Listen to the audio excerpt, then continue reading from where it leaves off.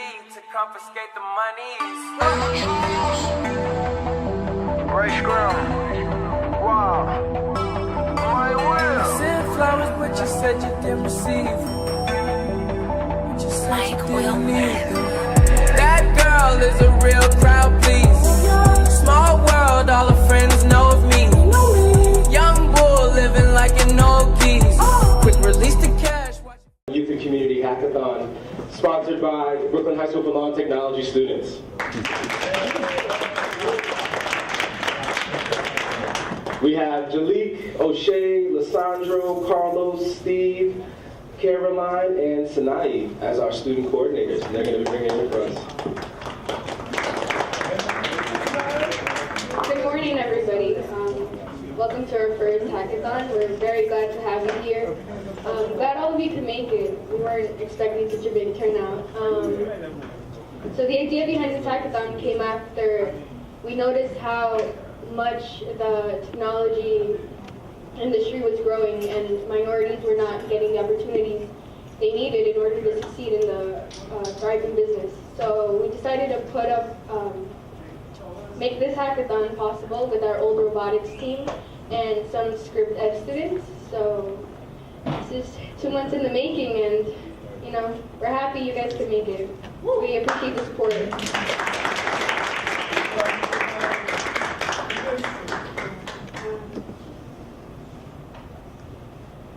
So just to go over briefly, some changes to our schedule and start a little bit later today. So if you guys are looking at your brochures, right in the inside is the schedule for today. We'll be having a student hackathon starting, and that'll be on the 2nd floor. And then we'll be having some exploration workshops and presentations from organizations that are present here today that are doing work with youth and doing work with code. Just pay attention to how we've changed the first part. So our speaker will come up in a moment, and we'll have our theme announcement as we'll begin our hackathon. And after that, professionals will head to the 5th floor and community members to the 5th floor, parents as well, if you'd like to, and students will head to the 2nd, but just a little bit of logistics. Bathrooms are available on the 1st, 2nd, and 5th floors. If you need to use those, they should all be open for you. If not, please come find me, Mr. Coleman, or Ms. Hole over there in the back, who did the lovely breakfast, guys. Round of applause for her, please.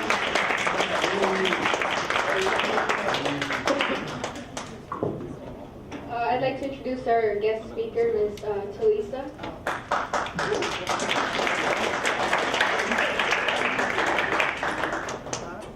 Good morning. Thank you guys for having me. It's been a while since I've been in a high school. I'm very old. So, really excited to be here to help hopefully inspire you and empower you to pursue careers in STEM and computer science and technology. So Shane, you want to tell me how this works? Okay. So I am the founder and CEO of a platform that I built, a technology called FlyTechnista. FlyTechnista helps to bridge that gap between women and girls and access to education, career and resources, and entrepreneurship opportunities in technology. I decided to build this platform based off of my own experience as a woman in tech over the last 19 years.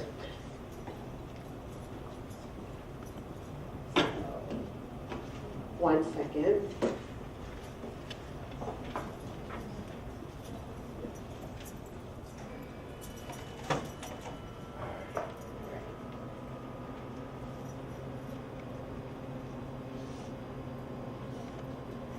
Cool, in business.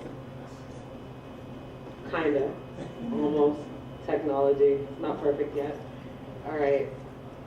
So like I mentioned, I'm the founder and CEO of FlyTechnista and STEAMnista, which is an initiative in partnership with the White House and the National Science Foundation and NASA's CS for All initiative. I'm from a city called Boston.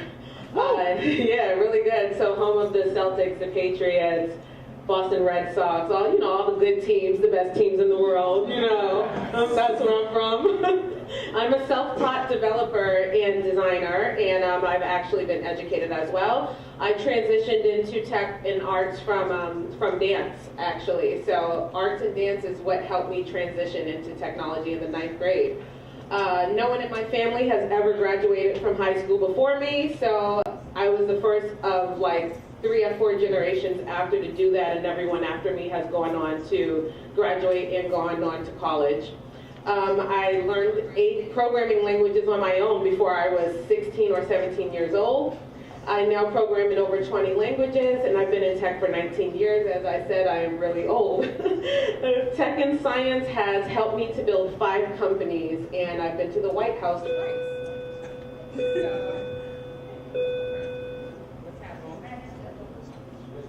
Okay, right. So I began my journey in technology in 1998. How I got interested in technology was someone had gave my mom an old computer that was very ancient. The screen came on, but nothing else worked. It had a floppy disk, it had all these things, and I had to figure out why this computer doesn't work because I wanted to get online. So I spent a lot of time just going to bookstores like Barnes and Nobles to research how to fix a computer, because Google didn't even have this information online at the time yet. So I still had to rely on books. And then all of my friends were online and they had emails, and I'm like, what's an email? And they were creating like websites like what you guys now have. What are some web communities for? Script ed? Not to learn, but I mean to make your own, like, manipulate a platform. YouTube. Yeah, Squarespace, something like that. So I was on GeoCities, which was Yahoo's thing. The computer that I had was so janky and whack and bootleg. I started using my school's library computer to teach myself coding, where I would just go in and view the source of the pages, and then I learned the first of the 6 languages doing stuff like that. Technology in 1998 was different. This is what computers look like. You needed to have a disk to get online. We didn't have Wi-Fi. There were a few other browsers, but I mostly started off using Netscape Navigator, and that's what Google looked like. And I had an Angel Fire page that is still out. Was make a scrolling marquee, and I want it to be pink. So that's why I taught myself code. So my career journey was really interesting. As I mentioned earlier, that I started off with an arts and a dance background, and that led me into graphic design. When I was in 10th grade, I was introduced to some Adobe software. I just want to thank you guys for having me, and I'm really serious. Like my email, my Instagram, Twitter, all of that, FlyTechnista, please feel free to reach out to me if you have any questions about this, about navigating your career, about the companies that I worked with, if you want to be connected there, if you're looking for an internship. It's not just for women. I have stuff for men. I mentor men, young men, older men, girls, older people, younger people. So please feel free to reach out, and I'm definitely here to support you in your journey. And I'm so excited for all of the possibilities that you guys will create, all of the products, and all of the awesome companies. So I look forward to seeing that and connecting with you. Thank you.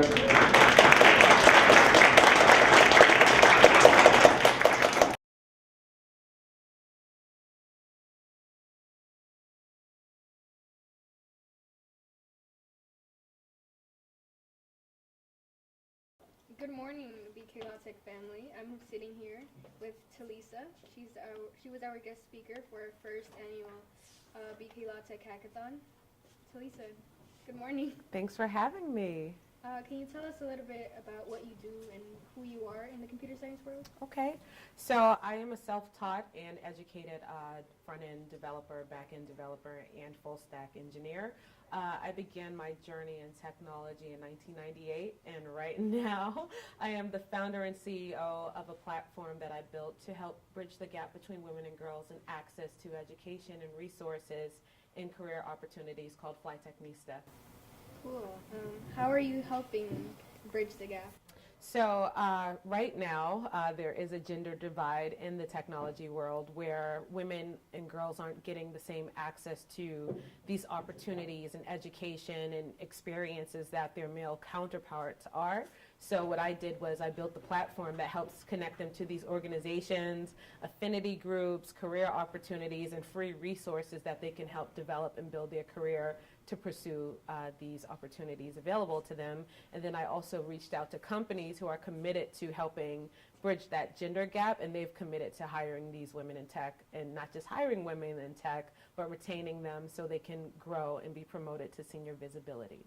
That sounds amazing. Thank you.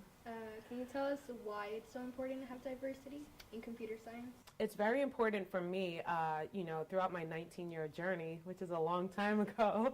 I've always been the only woman in my computer science class, or whether it be on a dev team or in a senior dev role. And I looked around and it was a lonely place. And you want to see different people. They bring different ideas, not just for the fact that you need community and you need partnership, but you need to see these people to help solve these problems. So for me, bridging that gender divide was a bigger issue for me rather than culturally. But we need all of these things in the same spaces. It's important because if these jobs in 2020, 1.4 million tech jobs will be created, and if we don't have people in these spaces, that means they don't have the skills to have these jobs, they don't have jobs, and they're not creating solutions for some of society's problems. Can you tell us more about some companies or organizations you've worked with in the past? Awesome, yeah. So I started off my journey in tech actually at MTV, doing motion graphics there. And I went on to interning at ESPN doing motion graphics there. And then I built a really cool portfolio working on some from multi-industries, from healthcare and pharmaceutical, nonprofit, went on to Apple, been to Silicon Valley, worked on some really cool companies and products, and I ended up, my final job career was at Staples, headquartered in Massachusetts, where I worked on that website. I went on to Bloomingdale's. I've had a really cool career. What does computer science mean to you? CS for me is everything. From my first introduction to my computer that did not work, and I had to figure out how and build a motherboard, and then also manipulating websites and just bringing that experience. Like, my life has been so enriched with technology now, from learning new languages to building new products to making new experiences. I really, really enjoy technology. So it's not just a career path for me, it's something that has given me an opportunity to succeed in life, to explore things, to travel, to build stuff. So that's what CS is for me. Can you tell us about your most exciting experience in computer science? Watching the birth of everything. I remember when Facebook just launched. I remember when Twitter launched. I remember when Google was a new thing. I remember Yahoo going through all of these changes when Yahoo was a thing. I remember my first email. That's what changed my life, having an email and a GeoCities page, and it was just an amazing time to see all of these things. So what inspires me the most is your generation, actually, and the generations after you that will be in this space and creating amazing things. So that's what I'm most excited about. Can you tell us about any recent projects you've started? Yeah, so I'm actually in partnership with the White House and Samsung right now, and we're working on some really cool things to engage the next generation of innovators and creators in technology. And what does that look like? It's not just coding. We need innovators and creators in the same space to create these cool new things for the 21st century. How have you found support in the computer science world? It's been lonely, but there are people out there. I've had, with the lack of women in the space, I've had a lot of good male role models, actually, who did support me early on in my career, where I didn't have a mentor, but they guided me enough to give me a good start and a clear path to getting to what I wanted. Okay, and would you like to join us next year? Absolutely. I'm already thinking of ways that I can support you guys. I love this. This is great. Well, thank you very much Thank for you. being here. We appreciate it a lot. Awesome. Thank you.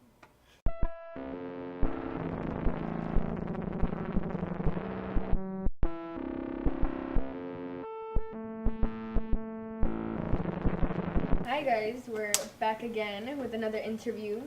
This time I'm sitting here with my Girls Who Code teacher, Shir Singh. He's one of the most inspiring people I've met in the computer science world. Oh. So please tell us about yourself.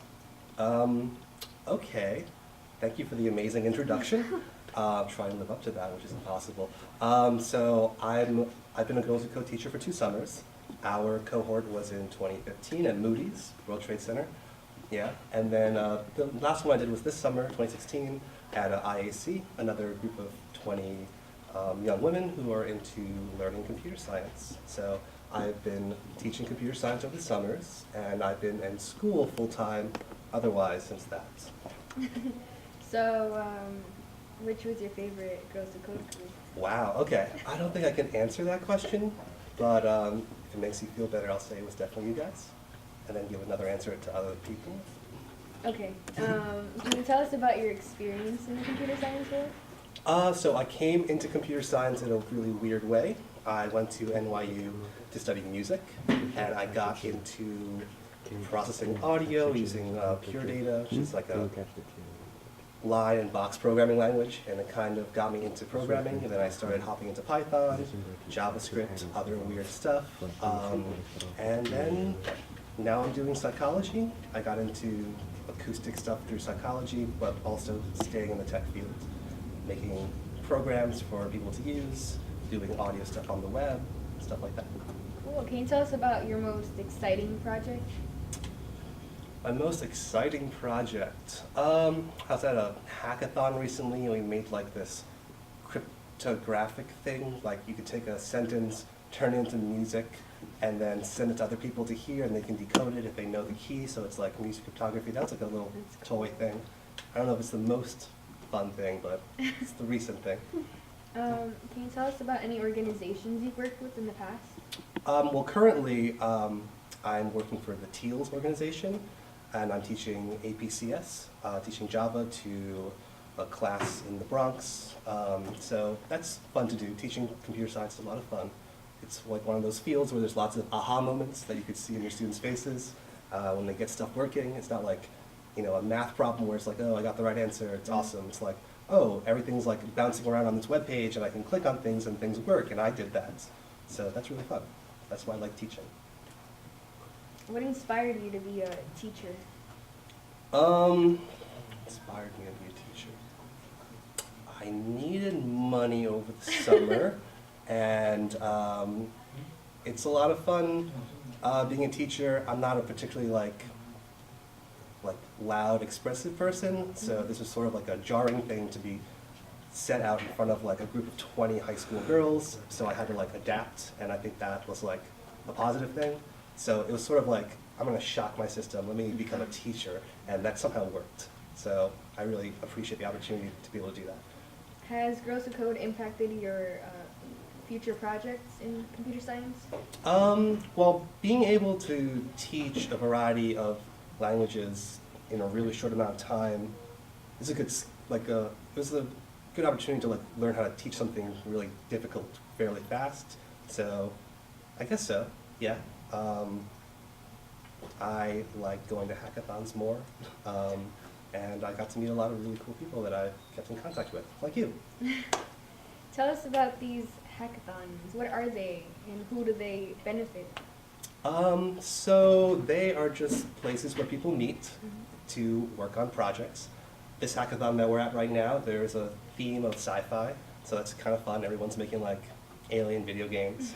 But I went to one recently that was an Alexa hackathon, where we made apps for the Amazon Echo device. There's also hackathons that benefit really good causes, like making certain nonprofits more available on the web. It's just a place where like-minded people can get together and make things and get things done. And sometimes they stay up for 72 hours to do it and then present it. I think today's one's only like a 5-hour one.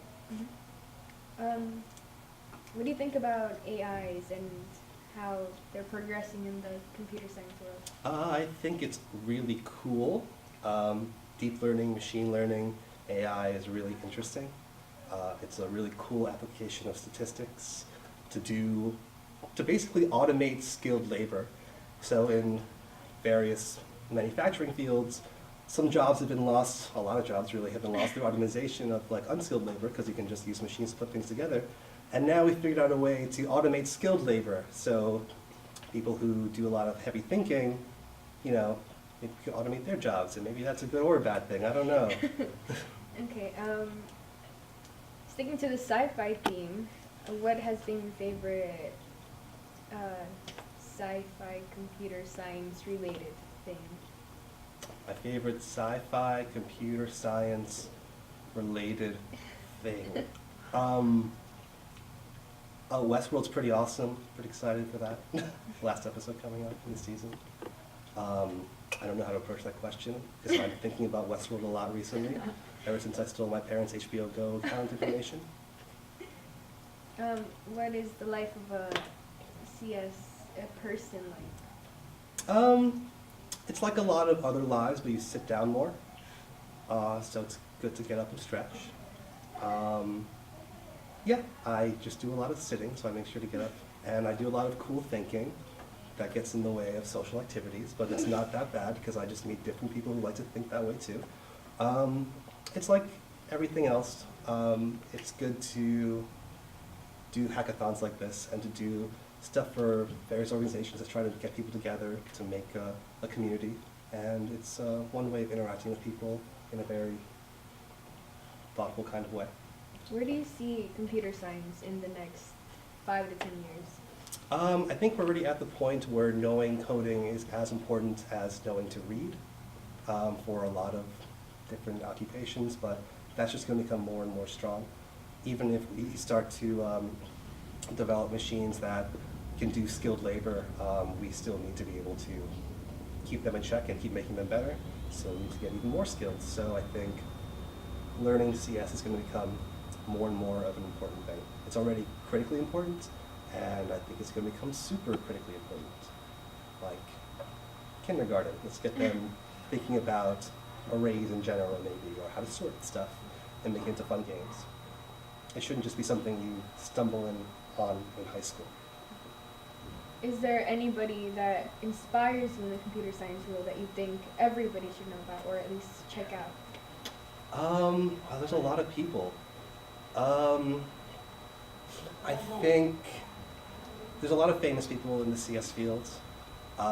So I'm going to mention someone who's not quite as famous, but I really like Sam Aaron and his Sonic Pi project, and making music and computer science blend together in a way that allows you to really dive deep into the subject. I have a friend who's crazy about Sonic Pi, and now he's studying computer science, mainly because he likes making like danceable music, and he does that in a subset or dialect of Ruby through Sonic Pi, and now he's way into back-end stuff, learning about computer science through various online programs, and he really like fell for it because of this one application that this one guy who's really cool, who does like algorithms, made. So, shout out to Sam Aaron. I think that's his name. Sonic Pi, whatever. Okay. Can you tell us more about how music and CS interact? Well, music is mostly digital nowadays, so there's lots of people who don't have any like analog equipment, or they do everything musically through digital stuff. So knowing how to process that, knowing DSP, digital signal processing, it's all very computer heavy. And it's definitely an interesting way of getting into thinking about computer science and thinking about various problems in computer science that relate to analog and digital transformations, saving data, being able to process very quickly, like if you have an analog signal, having computers able to process it into digital, apply effects, and then send it back out as an analog signal, all within like a small amount of time, so that, you know, when you play a chord, you can like modulate it, transform it, and it sounds like not delayed through a speaker. So there's a lot of really interesting problems in terms of like making things fast and efficient that the intersection of computer science and music does. Okay, and finally, what or who is your biggest inspiration or motivation for continuing your work in computer science? Well, I taught a group of 20 awesome girls who were basically already smarter than me, so basically keeping up with you guys. Don't want to look too bad next to you guys. Thank basically you. it. Thank you so much. We'll be right back.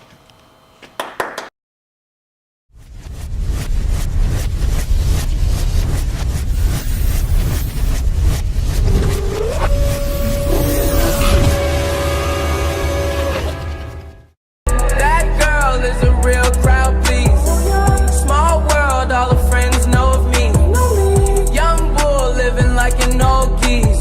Quick release the cash, watch it fall slow.